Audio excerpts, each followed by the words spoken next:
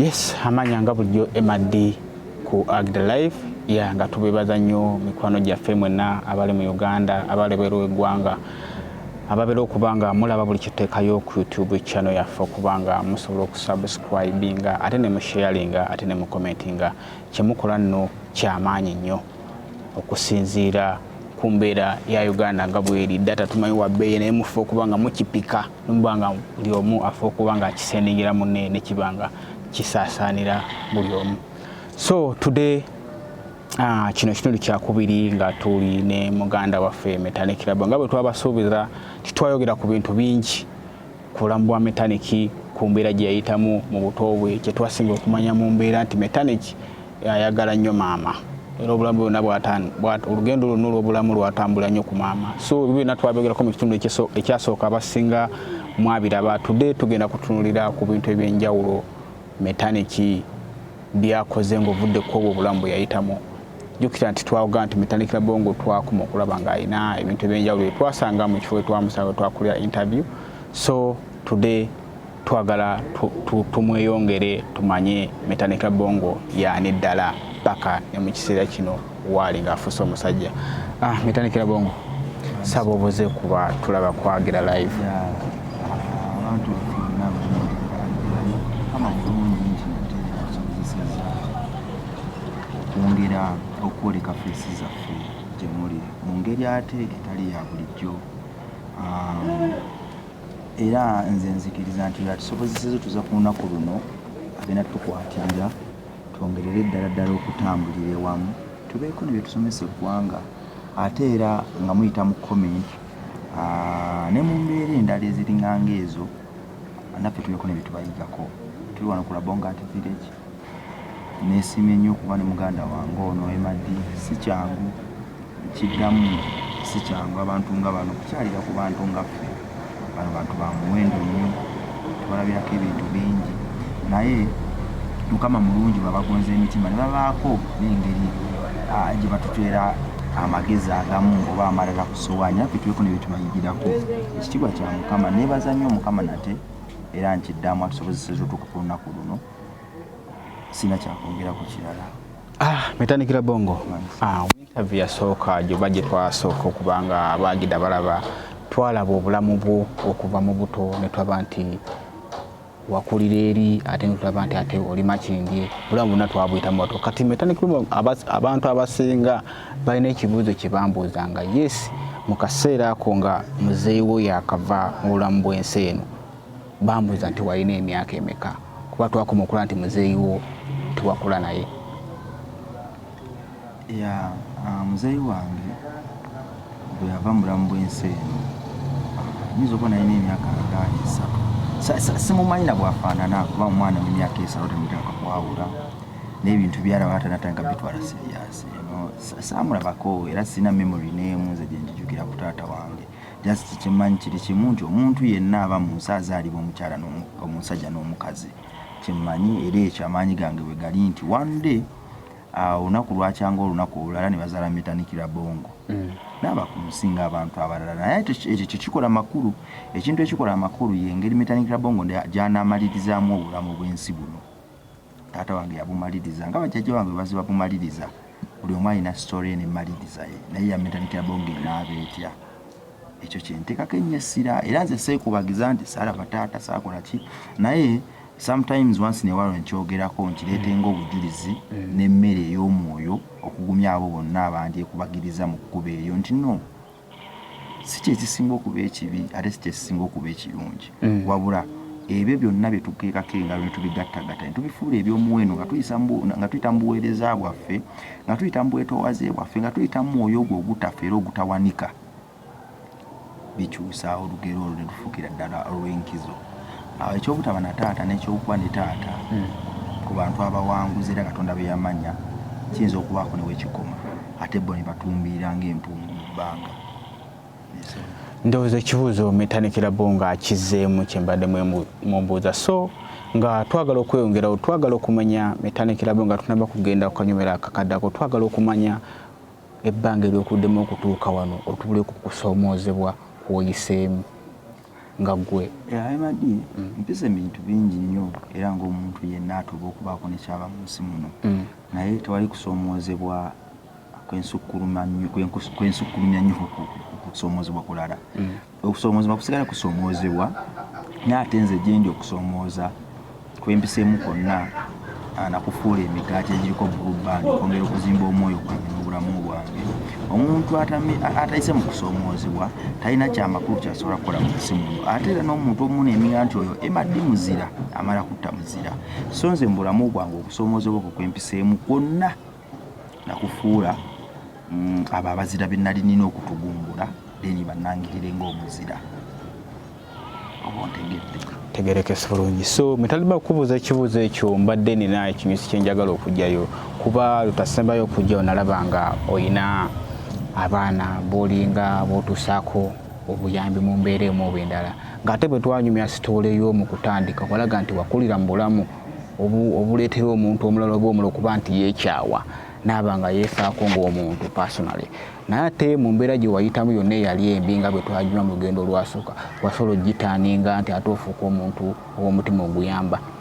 Otandika otya okubeera nti ofuna omutima ogwo okusinziira mu mbeera gye wayitamu otandika otya okuba nti ofuna omutima oguyamba abaana abatalina mwasiriza oba mu mbeera okutangazaamu waliwo abaana bano sibayamba tweyamba tutambulira wamu nga famire era bazanya lolo nnene nnyo mu bulamu bwange okunfuula kikyendi leero zo nange nera wentuuka nembako ne lolo gyenzanya mu bulamu bwabwe okubafuula ekyo kye balina okuba n'ekyo kye bali leero naye nno nze nakizza okweyamba kubanga bwe mpita mu kuba n'abaana abo balina bye banjigiriza bingi bye sandize nga siri nabo kyokka ate nabo nga bayita mu kuba nange era bye mbayigiriza bingi batandize nga bali nange. Embeera tudda wali wentadde ennyesira nti embeera gye nayitamu teyandetera kwekyawa. Lwaki? Nze nakitwala nti gwe mutango era gwe muwendo gwe nali nina okusiba kwekyo kye nali njagala okuba mu nsi. Gwe muganda wange ali eyo tewali mbeera enakuleetera kwekyawa wabula embeera eyo singa oba mugezi ekimara ojja kwongera okugyekkaanya era otegeere nti bye bimu ku bigezo Katonda byakuyisaamu okufuula omuwendo. Tosobola kulunda mpologoma nga tubaako na mpologoma. Tosobola kumanya ngeri gye baliyisaamu byannyanja nga tubaako na kyannyanja.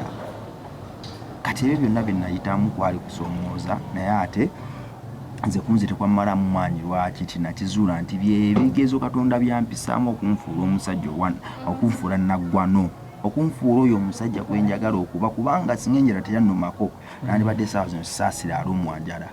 Singa tebankuwa ku miggo nandibadde essaawa zino sisaasira alumwa. Singa tebampaayirizaako nandibadde essaawa zino mpaayiriza nnyo era nga nze omu ku basonga olunywe mwoyo atalina kyakoze. Naye olwokuba byonna byantuukako nembi experience ng'olumi bwe nayitamu bwayongera okunsomesa nti omuntu bw'ajja nagamu n'enjala ennuma eba emuluma era nga mmanyi n'engeri gy'erumamu. Oli bw'ajja nagaa nti wampisiza bubi nnyo naye wampaayiriza ng'alumwa tomutwala for granted kuba nange mmanyi okugamba okuwaayiriza okwo engeri gy'ekulumamu. Oli bw'avaayo nakubamu n'ebikonde n'amusuulira n'amulinnyako n'akuba omulanga bwe musanga nteekera okuba ku obulumi bwe bwayitamu kuba nange nabuyitamuko. So Katonda yantwala mu ddungu eryalimu omusana omungi okuntegeka. Ebizibu byonna bye nasanga gwali musana naye gwanjakako just kuntegeka. Mukama yanjagala nnyo era nze nno ndowooza nze omu ku bantu Katonda basinze okwagala mu nsi muno era bakyasinze okwagala. Nandibadde nafadda nandibadde sifaananika naye olw'okuba nti yampisa mu musana ogwo nantegeka nengwitamu paka wano asigala wamwendo nnyo gyendi era ndoza province omukwano gwalina gyendi n'atuuka ne ku extent ezibikira buli katuli konna akandiyingiza empewo y'okwebusabusa mu nze n'akajjuza n'omusenyu gw'obulamu. Kitiibwa kya Mukama. METANIK Rabongo twagala okumanya otandika ddi okuba nga obeera n'abaana bano boolabirira oba ofuna ddi okwolesebwa okwo nti n'okubeerako okufuna abaana b'embeera nabo nga tweyamba mu mbeera emu endala nga bw'okiise? edda ennyo bwe nali nga nkyali muto nkujjukiza mu part 1 nakugamba mbu nalina ebirooto nalina ekirooto ekyokuba omusumba. Ekintu ekyandoosanga ekirooto ekyokuba omusumba bwali bukugu nakwagala musumba kwe yateekanga mu bantu be yasumbanga. Omukwano gwe yabalaga yalinga mmere gye baalya ne bakula mu mwoyo n'amagumba gaabwe ne gaba g'amaanyi nnyo ng'emitayimbwa okwongera okutambula ennaku z'enkya. Naye olwa embeera gye nakunyumiza omusumba gye yantuuzaako n'enkyawa obusumba n'embwetamwa n'addamu era sikiru n'endoota ne ŋŋamba naye omusumba n'omuyimbi bakola ekintu kyekimu. Bonna bakuŋŋaanya abantu mu kifo kimu then ne babasumba nga bayita mu bigambo byabwe ebiwoomerera. Era ne ŋŋamba nno kati kambeera omuyimbi kubanga omusumba kyakola n'omuyimbi asobola okukikola singa azuula ensonga lwaki yatandika okuyimba. Kituufu. Mu ekyo nali njagala kuba mpagi ya ssuubi eri abo abalumwa. Nali njagala kubako na ansa zenziramu ezajjanga zimbuuzibwa omuyaga gw'okubonaabona okuyitirivu ogwatumiranga obulamu bwange. Ne ŋŋamba nti singa nfuuka omuyimbi ddala n'ennyimba ensi kyetaaga okuwulira oba ensi kyetya okuwulira, myoyo emeka gye nsobola okukwatako n'enjiwunya omuyaga ogwo ogwankubanga empeeyo y'obutiti yali ejjudde embooka eziruma ennyo. Bwe natandika okuyimba still nendabanga okuyimba tekumala nga bwe mala okuyimba ne ŋŋamba omuntu nti yagala nnyo munno muntu munno asigala muntu munno tomuyisa nga nsolo. Nali nina okugenda ng'era mpisaamu ekkutiya okulondalonda abo ba victim abazze banyigirizibwa embeera. Kati ekirooto ekyo nakyongerako ne ŋŋamba nti no despite okuyimba kantandika ate ne bano ba victim abanyigiriziddwa embeera okubalondalonda mbeko ne wemba kuŋŋaanyiza kugamba babe nga tebakoma kuwulira music wa naye kantiteeke ne mu nkola. Ate n'ekirala nno munnange ekyenjawulo kiri kimu. Nze nno okutuuka wano Mr. Emadi mpisa emikono gy'abantu mingi. Abantu bangi abazze bankwatako. Bwekubamu akafaananyi okuva nga ndi muto nze nakula ndi mupakasi nongoosa kyaki nfunye kuzibbasale njozeza engoye z'abantu ku kyalo. Nze nasulanga ewaka naye ng'emmere sigirya waka kuba maama ffe talina busobozi butugulira mmere. Twakeeranga ku makya ng'olina okuzuukuka ennyo ku makya ogende mu maneighbour oyoze ebintu bakuwa ekyayi. Ate ogende ew'abalala oyoze engoye bakuwa emmere. Kati abantu abo bandingobye kale newekyandibadde nti nasookanga kubakolera still era nditendewayiddwa ne bangoba. Abantu bali selfish nnyo naye did the fact that tebangoba banyanyirizanga buli munagenda kuba ekyo nakikolera ebbanga lyonna lye nali omuto nga nkula. Zisaalya mmere waka kuba maama waffe yali talina wadde n'ekikumi ekigula emmere. Nagamba nti nze omuntu yakola laba maama wange nga yakutuka ekiwalaata olw'endi endi. Nze omuntu yalaba maama wange nga yajjula enkanyanya mu ngalo era nze nakula mmanyi maama wange mukazi akyasinza okuba omubi ku kyalo. Paka bwe nakula ne ŋŋamba no omukazi ono bambi just yawangayo buli kye yasobola nga ffe tubeewo. Kyekyamuyitanga enkanyanya mu ngalo, kyekyamukutulanga enviiri ku mutwe kubanga newankubadde kale teyayinanga sente zigula mmere naye wansi ne waayiro ate waliwo yangulyanga ka t-shirt oyambalako nekanvuga emyezi. Kale newankubadde yalemerwanga biseera ebisinga okututuusawo kasukaali mu budde naate waliwo yanguliranga akagatto neme okujeregerwanga abantu ku kyalo. Naate nakola ki n'atakagula kambala. Lumu mu kubuzaabuzibwa okw'amaanyi maama wange yambuuzaako era nanziramu era nannyumizaako ekintu kino. Nali nina grades nze nali saagala kusoma mu primary yange yonna era nali saagala kusoma nga simanyi lwaki nsoma olw'embeera gye nayitangamu okujeregebwa okubanga ogenda kusomera enjala ekuluma. Ekyatwala ebbanga era mu bukugu obuyitirivu ennyo oba okulyaza amaanyanga entuuyo za maama wange ze yateekangawo nze nsome. Lumu natuuka mu P7 nali ngenda kukola mokisi. Gwe mulungi nasooka okwogeramu ne maama wange era gwe mulungi nasooka okumutegeera nentegeera omukyalo ono ddala yaani omutuufu gye ndi. Yaŋŋamba nti kubanga ffe twakula kyaki etuweerera naye mami waffe yagamba church nti sente ze mwanimpadde nga tulongoseza church temuzimpa, njagala muzikwate direct muziwe ku ssomero abaana bange basome. Mama wange nangamba nti mwana wange mpita mu kutulugunya kunyigirizibwa kw'amaanyi, embeera ebirowoozo kwegamba embeera ey'ebirowoozo oba nti nnyonnyola enjawulo ekigambo kye njagala okugjayo, naye kyabulyaza amaanya nnyo nti ndaba buli kigambo kye njagala okuteekawo ndabanga ekinafu. Nyinza okulyazamanya omuwendo n'omubisi gw'enjuki ogwali mu bigambo ebyo eri omuwuliriza n'agaana okitegeera. Naye yangamba mpita mu kutuluzibwa kw'amaanyi nnyo psychological ne physically. Osobola okuba nvumwa. Nze saalabako maama wange ku makya ng'agenda okukola naye nazuukuka ng'agenza okukola.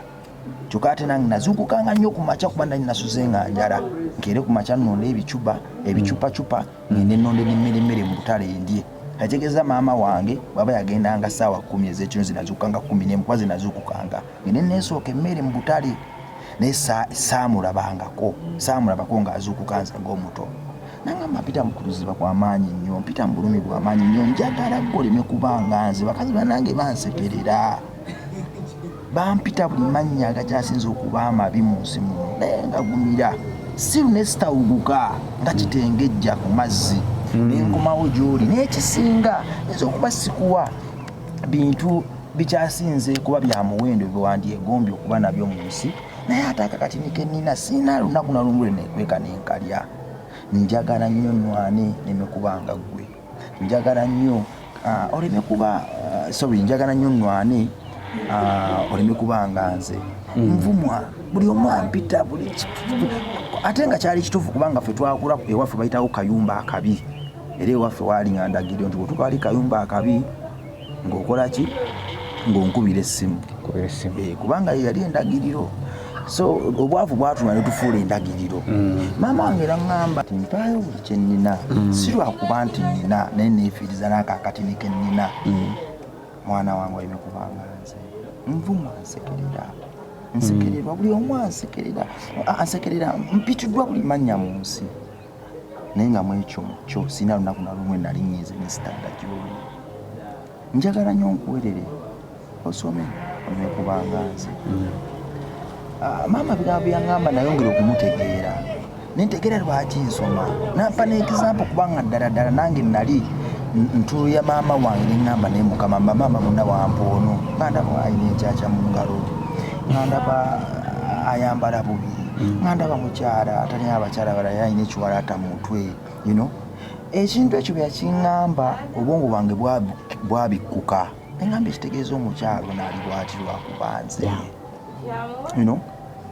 kuva olwo nenkyusa grades zange nentandika okusoma neimprovinga, nentandika okukera, nentandika n'okutegeera maama wange ekituufu kikyali, era nentandika n'okunyiigira nakuwalirako abo bonna abamuvumanga. Itho ekintu era kyenakoppa ku maama wange kyali kimu, kyakusonyiwanga nakusembeza. Gyempisa yonna bwe ngasegaseemu byonna byempiseemu, nendaba nga sisobola kuyamba bantu kino, kuddayo kuyamba bantu bonna abanyamba abantu bonna abanyamba nga sina wabajja. Neŋŋamba no kanteekewo amatafaali ago ge banteerangako, ge banteerawo nze nyimirire ku nfuuka essekanoolya, nyimirire mu future yange, nange kangateerewo abantu abalala, kangafuule empagi go gaali matafaali naye kati ate kusaidia kangafuule empagi bannange abalala gye basobola okuwalampirako balingize mu future zaabwe, nange mbafuule essekanoolya nga bwe banfuula nange ssekanoolya nga nkyali muto abantu bonna abazze bankwatirako. Ekirowoozo awo nakifunira, neŋŋamba ku lwabo abantu abazze bannyamba, ku lwa music gwe nnyimba, ku lwa maama wange n'abo bamuvumanga n'abansekerera, obulamu bwange kambuwe obuweereza buno. Ate n'ekirala nze nno nategeera nti ku nsi kuno ne bw'oba olina amamotoka 300 at the end of the day tekijja kuba ku mamotoka. Tebakulya ssente Mr. Emadi nti waliwo omuntu aliwumulira mu motoka gye yagula ne bweriba ya bbeeyi, tekali bw'alibaayo nja kumwesooka nnyo nga tannawummula mubuuze techniques ze yakozesa oba zagenda okukozesa okuwummulira mu mmotoka ye. Kituufu. Nja kumwesooka nnyo mugende muganda wange kakati ggwe mpulira ogamba emmotoka ogenda nazo tekiniki ki gy'okozesezza naye nga nziramu okukakasa mbu tekijja kuba ku mmotoka z'olese. Bafalawo babaziika n'amagaali naye tetubajjukira lwa magaali gaabwe. Kituufu. Babaziika n'abaddu naye tetubajjukira lwa baddu baabwe, tubajjukira lwa bikolwa byabwe. Awo Falawo n'akakanyala omutima omuyaga ne gumukuba neera okitegeera. Tujjukira Falawo tumujjukira lwa bikolwa bye newankubadde kale amagana g'ente ag'embuzi n'ag'embizzi gaaliyo era yabanga nago naye ate gajja ku nkomerero nga tumaze okusoma nti Falawo n'aliisa abanaku 500 oba natugumbula abantu ku lusozi lw'eri 500. So METANIK Rabongo, ebbanga lyomaze n'abaana bano bw'obadde nabo baba omwerabirira kusoomozebwa ki okufunye mu mbeera ey'okwambala kulya? Mr. MD, nkiddamu kino sirina kusoomozebwa ke nali nfunye mu bulamu kusinga kusoomozwa kwe nafunira ku kkubo ng'enjala ennuma. Kankunyumiza ekintu kimu, nkiddamu nnyo tewali kusoomozebwa kwe ndifuna mu baana bano kwe sitafunangako. Lumu enjala yannuma nandi ku kkubo eyo bwe yannuma ne ngende wakyali wange yalina akaduuka. Enjala bwe yatulumanga twagendanga ne tumbaako nebitumukolerako ng'okusomba amazzi, olumu okumuleetako ebintu ku dduuka, olumu okumusiimulyako n'atuwaayo siringi 2. By then ebibiri byagulanga muwogo n'amazzi, obwogo 5 bwalinga bwa 10 n'amazzi ag'e10. No? Kati ng'omuntu wabiko oyita mu lunaku neweyongera okuloota olwo nalwawo okutuukawo. Enjala yannuma nga nali maze ennaku eziwera nga sirya nga mpulira ne kantolooza nkuba nga n'okwewalula okutuuka waali mpulira njagala kutagala kugwa. Mukama nanyamba ne mutuukako. Bwe namutuukako namugamba nti muganda wange mbadde nsabayo siringi 2 nfa nnuma. Muganda wange naŋŋamba nti Rabongo sigaba sente za bwereere naye era ali nnono yaffe. Nemugamba nkole ki naye nfa. Naŋŋamba Rabongo ebyokukola byonna babikusoseeko tewali kyakola kisigalawo ekisigaddewo naye nze nina akasente kankoweerere sijja kukakuwa. Naŋŋamba leka naawe nfa temunyamba. Naŋŋamba kale nga tumaze okwogera ebbanga ddene. Naŋŋamba mufunye ekyokukola oyagala 2. Naŋŋamba munaye nyamba. Naŋŋamba awo n'abijjayo n'abiteekaawo. Naŋŋamba Rabongo ngenda kuwa 2 naye nga omanyi tewali sente za bwereere njagala onkombe mu kigere. No? Njagala onkombe mu kigere wansi bwegenda olulimi ku bugere obutini paka eno mu kisinziiro nkuwe akasente. Nze nali enjala ennumye ennyo nga mpunze nalaba nga gwe mulimu ate gukyageza okuba omutini mu nsi. Neŋŋamba teekawo ngakomba mu kigere nenkombamu. Kali nakombamu ogwasuka naŋŋamba oba maki oba maki genda mpola kasente kange kali nga nsiimi agenda mpola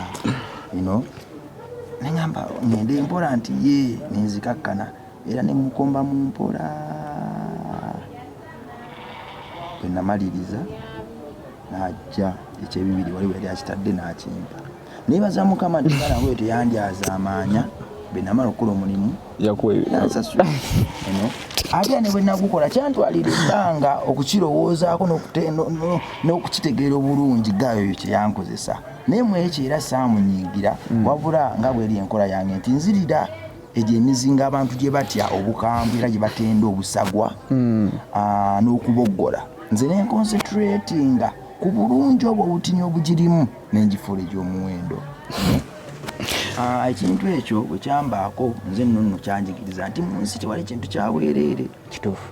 Buli kintu kyonna muganda wange mu nsi muno kyoyagala okufuna nga kya muwendo olina okikolerera.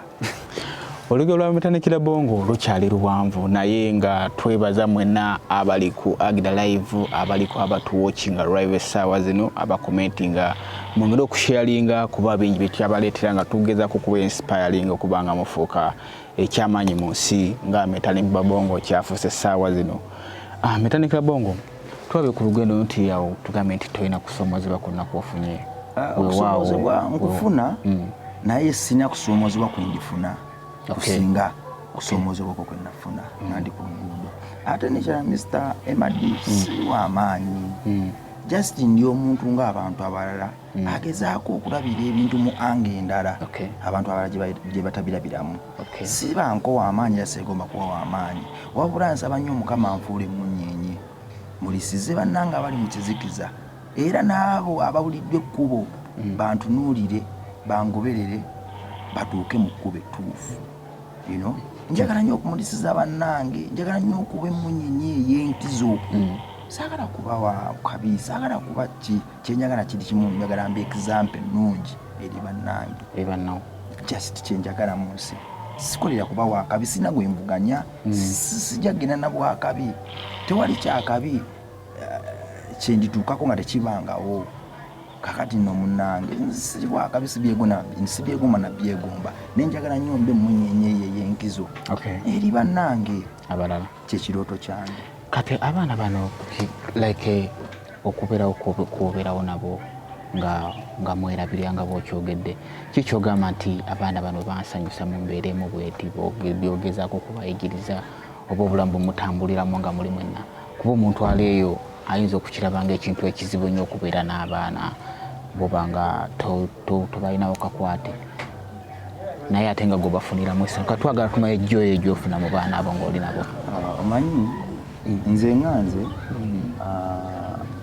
ekintu kino ngenda kizza wano ebigendererwa byange ku nsi biyinza okwawukanako ebyomuntu omulala ku nsi naye nganze nja just kukizza gyendi mbunze ekirooto kyange n'ekigendererwa kyange era n'essanyu lyange liva mu kulaba kugamba ekirooto kyange kyonna n'essanyu lyange liva mu kulaba nga nina omuntu gwe ntadde akamwenyumwenyu ku face omuntu oyo asmiling olw'okuba ndabyeko omuntu oyo assa ekikkoowe olw'okuba nzize omuntu oyo agamba nti kaakati ndi safe olw'okuba weeti nze ekigendererwa kyange wekina essanyu lyange weriva. Abaana bano balina ebintu ebisanyusa bingi naye nze sibikonsidaringa wabula nze nkonsidaringa essanyu lye bampa nga mpita mu kawaayiro kali ak'abaana bano smiles mmeka ze bafuna olunaku lw'okuba wendi obunfuna bulungi kiri tricky kutegeera bulungi kuba sijja kugamba nti bansanyusa mu kino kubanga ate we nagamba nti bansanyusa mu kino ate n'ennaku zaabwe embi kijja kunfoosinga okuzoogera ate nga nabo bantu ng'abantu abalala nga balina ennaku embi nabo balina kugamba nzikyo ekigendererwa kyange ekyo era sijja kugamba nti munnange bintu bingi bye bansanyusamu these are beautiful souls naye nze ekigendererwa kyange kiri awo nzaawe ntambulira obulamu bwange webuli sifa ku ssanyu sifa ku nnaku mbi sifa ku byakwegwanyiza byenegwanyiza mu bo ne byegwanyiza mu nze no ebyo byonna sibifaako byansi naye nze myoyo emeka egisimayiniza olw'okuba wendi METANIK Rabongo bw'ajja waliwo awulira ng'alyoke ekyo wentambuza obulamu bwange. So ensonga ey'amaanyi okubeerawo nga gwe mu mutima gwo ekisinga okukusanyusa kuba nti omuntu oli omulala asanyuka olw'okuba gwe oba olw'okuba ali mikono gyo. So METANIK Rabongo tosobola kikola 100% ng'omuntu waliwo naye w'olemererwa n'otagalamukko naye era enjiri gyensiba ngamba mikwano gyange gino famire yange eno nti nange ndi muntu nga nammwe muli abantu bwe nnemerera temunkyawa lwakigo kimu munsembeze mubeeko ne bye munjigiriza nga nange bwe mbasembeza ne mbaako ne bye mbayigiriza ekyo kya buntu.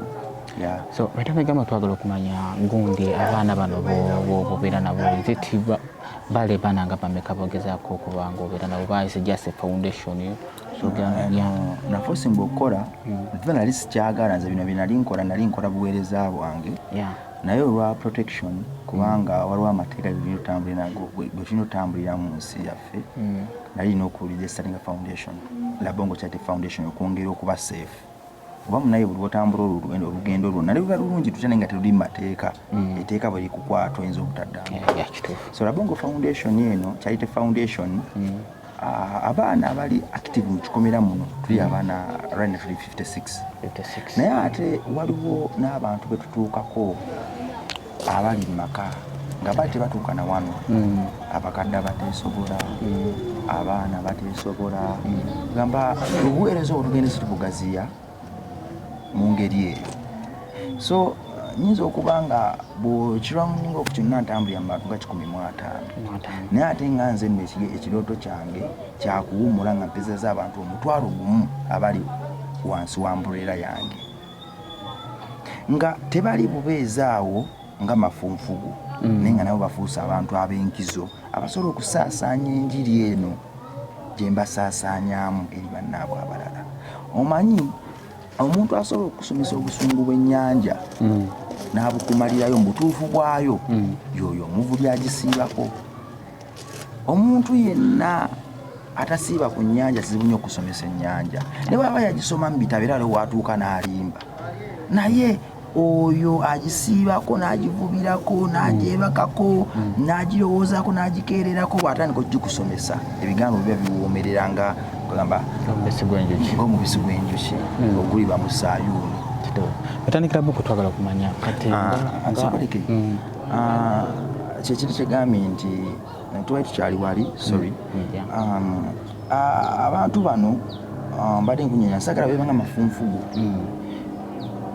mbadde ngezaako nnyo okulaba ng'enjiri gye mbateekamu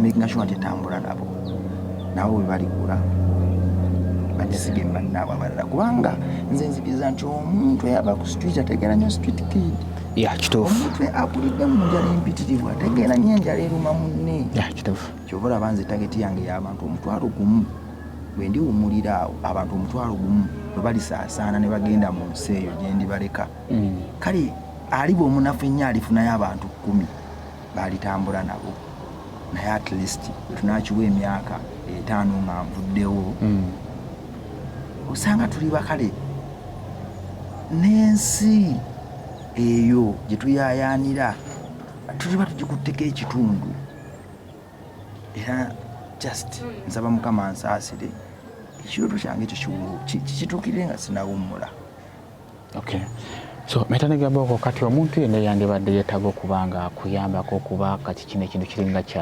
kya mu buntu okuyambako nga sinnakubuuza kuba abaana baba bangi okuba nga obalabirira nga sinnakubuuza wajja ojja fund baire wano tutudde bayitawo mu Garden of Peace eddembe lye litubuganya omanyi buli koona mwati village eno Rabongo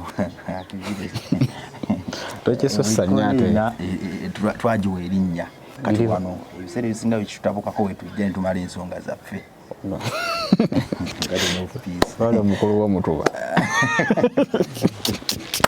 so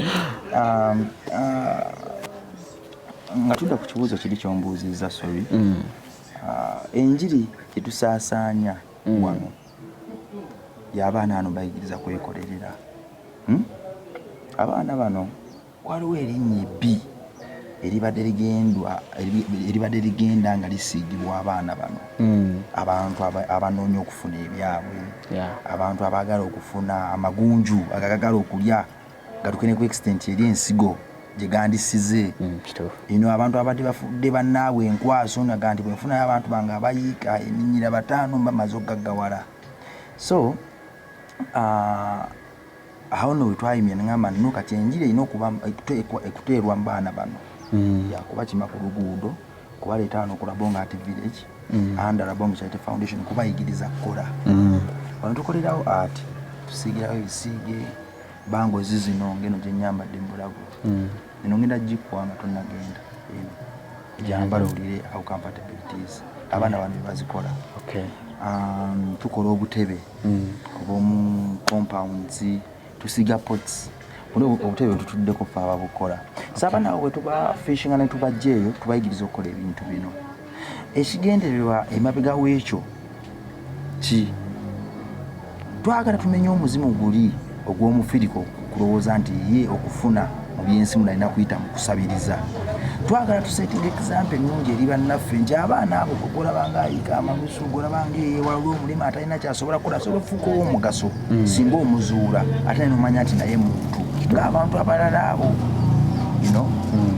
so bwetubaleeta ano tubayigiza opaintinga tubayigiza okwokya obugaali buno okusiga flower vessels okola nga jasinga bwolaba gundi eno sukambale mulabe okola obuntu obwo bwe tukola obuntu ng'obwo abaana abo kaliza omulimu gwe gwakubanoonyeza market ne batunda akantu kano bukagula sindi 15,000 wakiri kagula paadi y'omwana kakoze abaana bano balina ebizibu bingi ne bakagula 15,000 wakiri kagula eddagala ly'amannyo balina ebirwadde bitasobola kunnyonnyola wano kubanga nnonze omuze gwange si gwakutuula wano kwogera bizibu bya bannange tekiba kirungi ekyo saagala kikola lwadde oli yandigambye ebizibu kinnaye kankireko olw'ekitiibwa kyabwe kuba mbawanya ekitiibwa banange bebakimpa naye bwagula akantu ngaako ate kamuyamba okukola ku maaso ge kamuyamba okutereeza amannyo ge kabayamba obbagwe abamu balina ebirwadde ebibakuba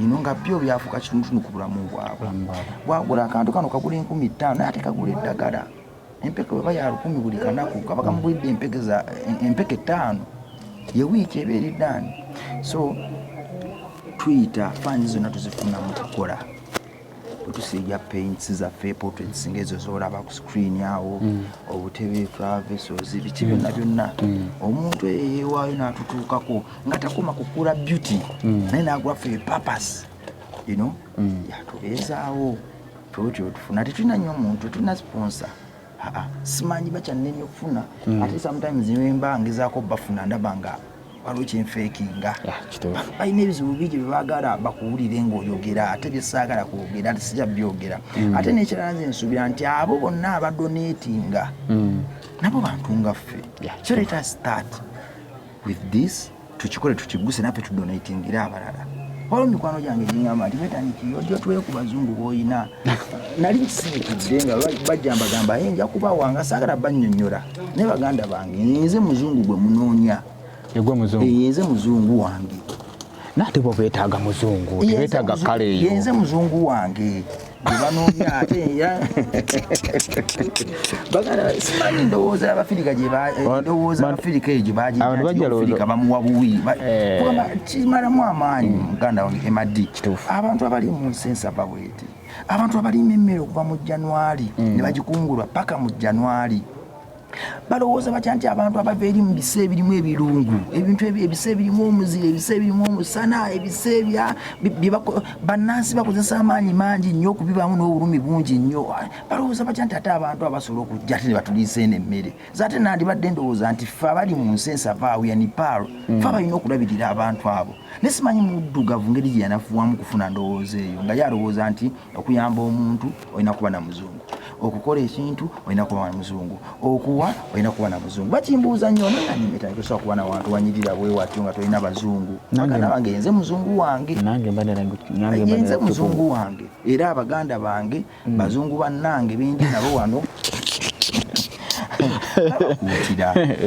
babakuutira nti gwe bwojja wano n'ogula akakomo kano n'ogula pieces n'otuwa bizinesi y'okusiiga obusuwa n'otuwa bizinesi y'okukola obutebe olwo n'obwakabaka bw'ozimba mu mitima gy'abaana bano kijja kuba kyabulyaza amaanyi nnyo abaana bano okukola ebintu bino ne bagaana obbigula ne batafuna makete ne baddayo ku luguudo ate ne baddaira mu muze guli ogoga nti mpa abantu wano balowooza nti omulema olumuzaala alina kusaba ate omulema asobola okuba productive omulema asobola okuba omuntu ow'omuwendo bagamba bw'ozaala omwana nga kale oba saagala kikozesa naye kale ng'ayiika amalusu ensi eba ekomye wano bangi boolabyewo abagayiika bamugaso nnyo naawe olabye bye bakola nga bya muwendo so baganda bange abali eyo mutuwagire mujje mukole yaki waffe mujje mutuwe bizinensi let us support fair purpose kyekiro kyokka kyolina okukolera abaana bano tebajja kukusaba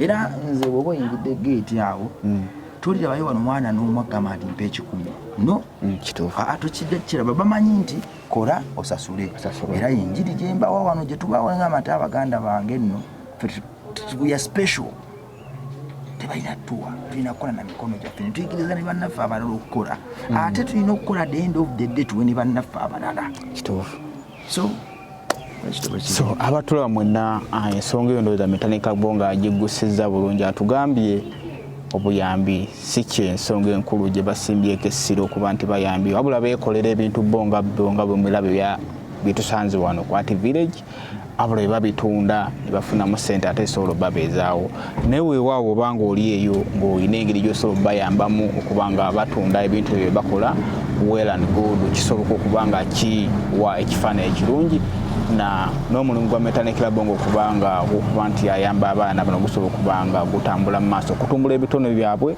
okuba nti kye bakoze bakifunamu ate kisobola okuba nga kibagulira olugoye so METANIK Rabongo tuwumbawumba olugendo olw'obulamu lw'okuba nti abaana bano tugambe nti bebakola ebintu bino bwe babikola gwe nononya maketi omwana baba akoze art piece ng'eyo nga gwe wagimuyigiza mutima muli obulira otya baganda bange mwenna abali eyo mugezese ku kintu kimu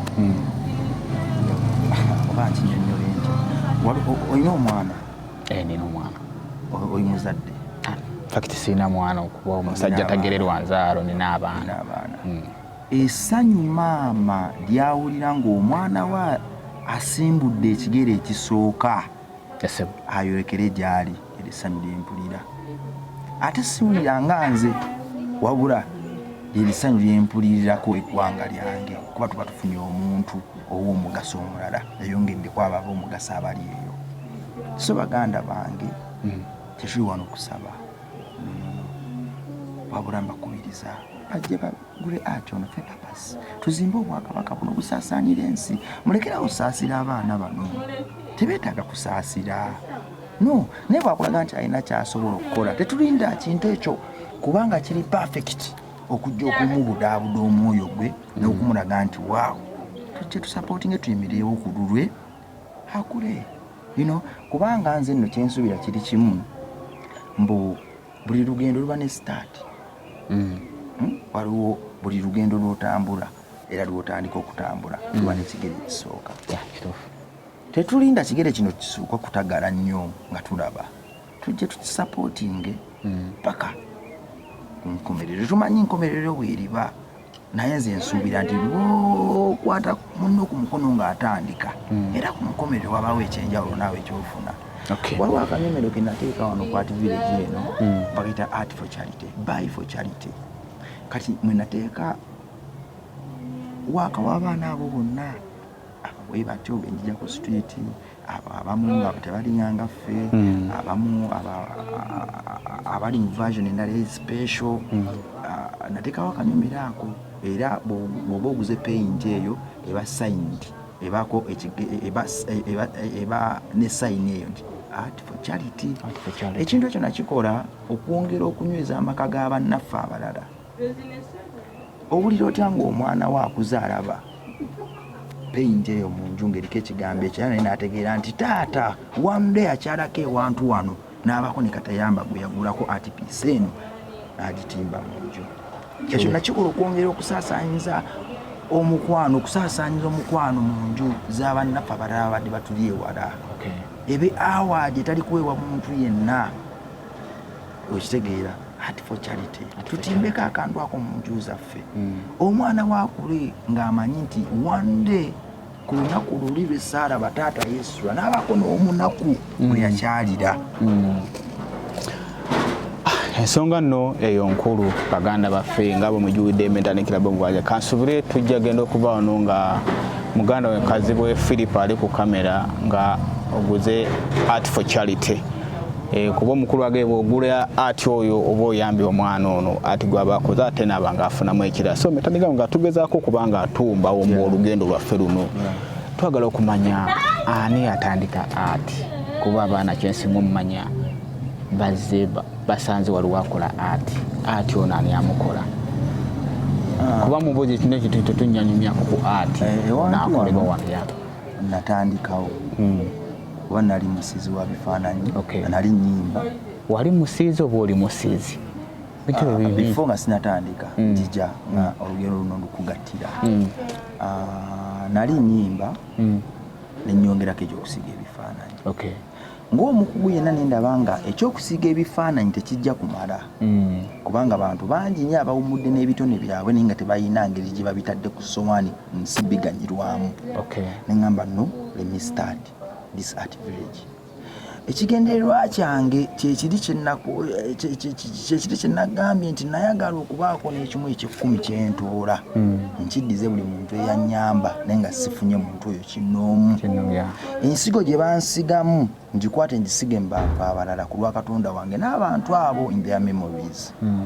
Okutandika ekifo kino. Natandika ndi omu netufuuka ababiri, netufuuka abasatu, netufuuka abana. Kati ngambye nti bw'obala sayiko gye tutambuliramu yonna abantu abali munda ne wabweru tuwera abantu almost 15. So ekifo kino nakitandika. Bwe natandika ekifo kino nekiyinva mu mikono ekifuuka ekyaffe era tukyakyambuliza ku musingi gwa kyaffe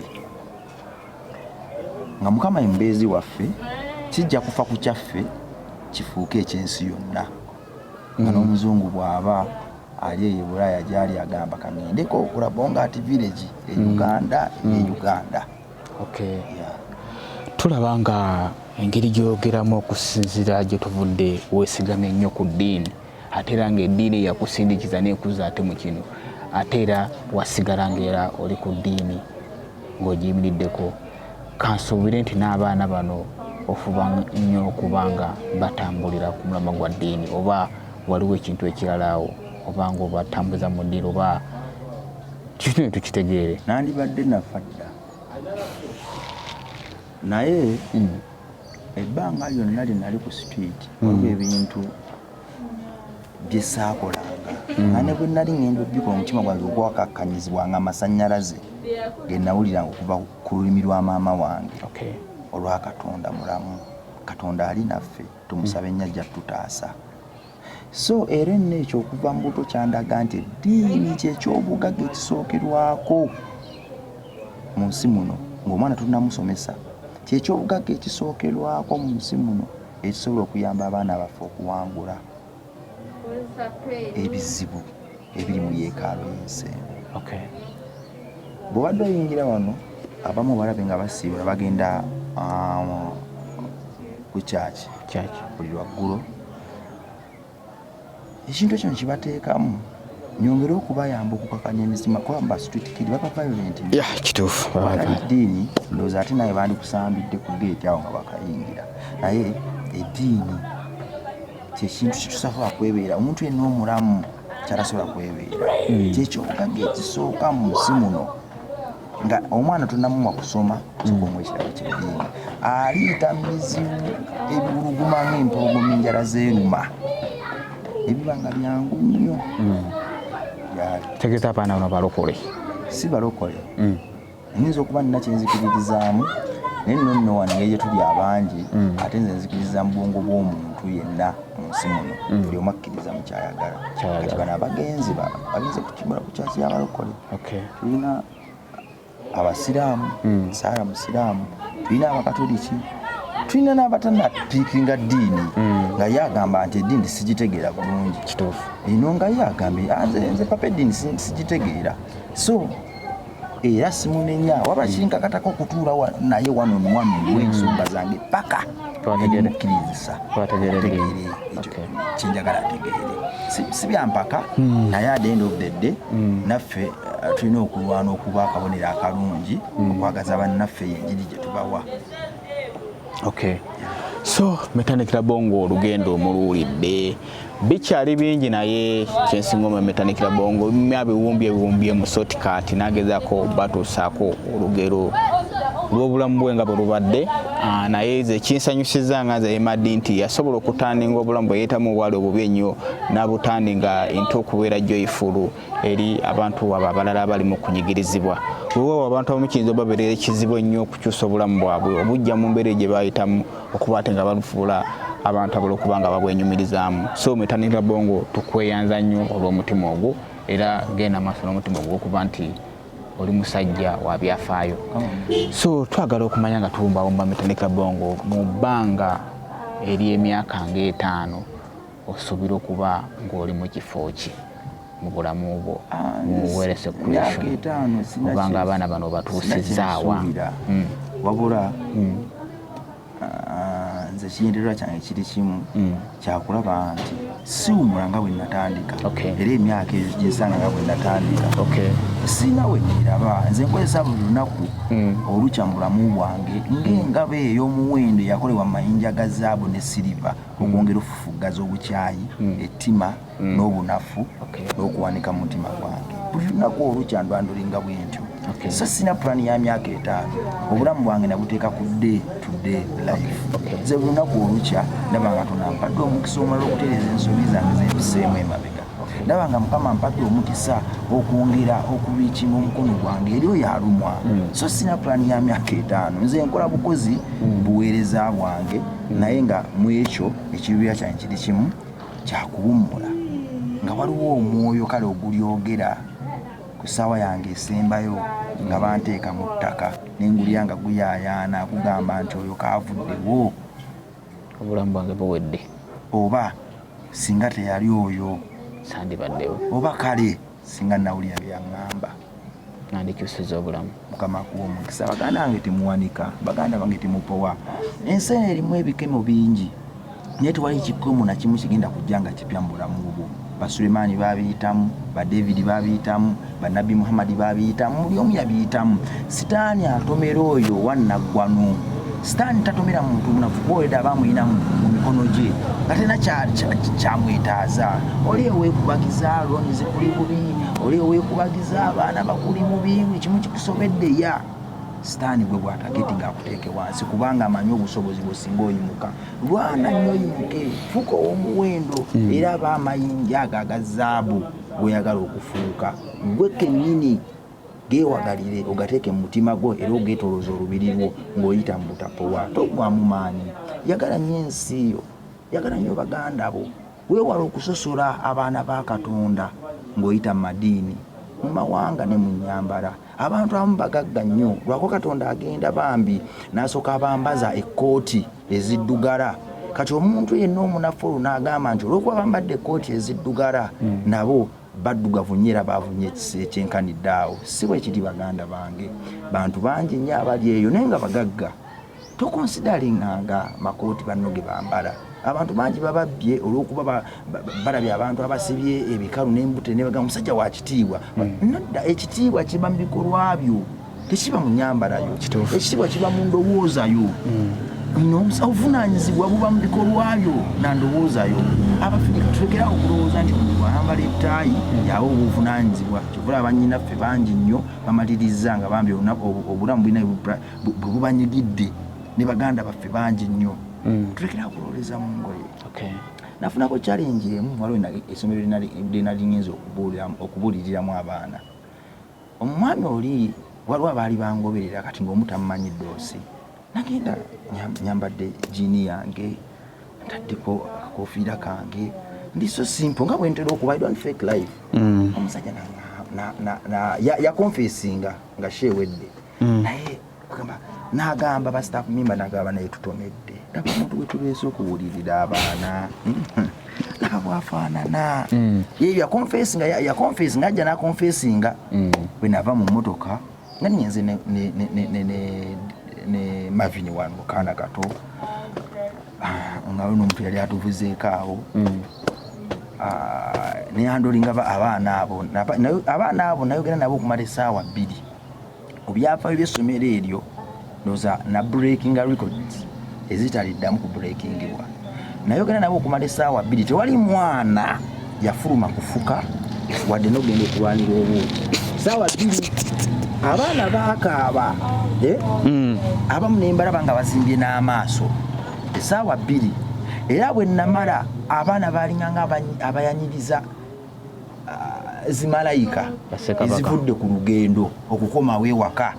Bonna bayimuka ne bakuba engalo ezo ezakaleekereeke ne kusuuta okuyitirivu. Omusajja n'antunuulira bw'ati najja naddukana nga mwana asonyiwa. Nakulabe ng'oyambadde empale eriko damage. Nengamba bannange kati ate oli abadde ayogera n'abaana atera kugira mu makooti amataayi kati gwe abaana ogenda bagamba kinayo mpadde lesson era kyenkuyigiddeko nyiza obutaddamu kukyongerako obulamu bwange bwonna kantambule na kino paka bwe ndifa. Kyakuyiga ki ekiri omwo nti don't judge a book by its cover. Tuyige okucommunicatinga eri ensi mu nnimi zeetegeera.